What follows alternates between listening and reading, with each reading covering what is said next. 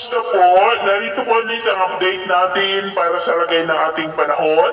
Ngayong umaga po ng June 17, 2024 na kung saan sa ngayon ay wala po tayong binabantayan anumang sama ng panahon sa loob at labas po ng ating area of responsibility. Maging yung habagat po ay nandiyan ngayon sa kanlurang baybayin po ng ating bansa, pero mayroon pong intertropical convergence zone na siya pong nakakapekto lalo na po dyan sa may Kabisayaan at ilang bahagi po ng Mindanao. Ang ITZZ po o yung Intertropical Convergence Zone ay salubungan po yan ng dalawang magkaibang hangin na mula sa Northern at Southern Hemisphere na nagre-resulta po yan ng mga pag-ulan at tinagurian rin po yan na breeding ground ng mga sama ng panahon.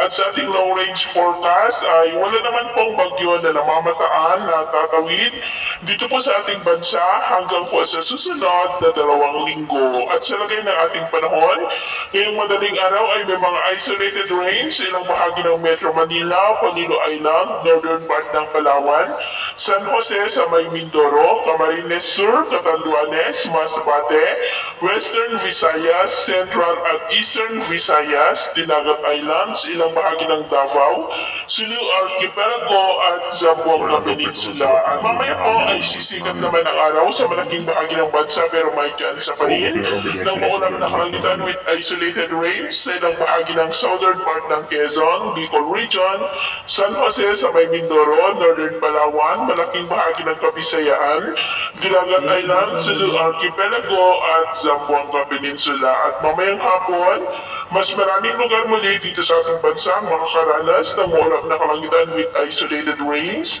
Kaya kung lalabas po tayo sa ating mga tahanan ay gawin po natin lagi ang magdala ng kahit anong pananggalantin sa init. Protection na rin po sa mga biglaang buhos ng ulan. Sa atin naman pong mga baybayin, wala naman po tayo nakataas na namang gale warning signals, pero iba yung pag-ingat lamang po kung papalaot tayo para mas makaiwas sa mga sakunang pangkaragatan. So,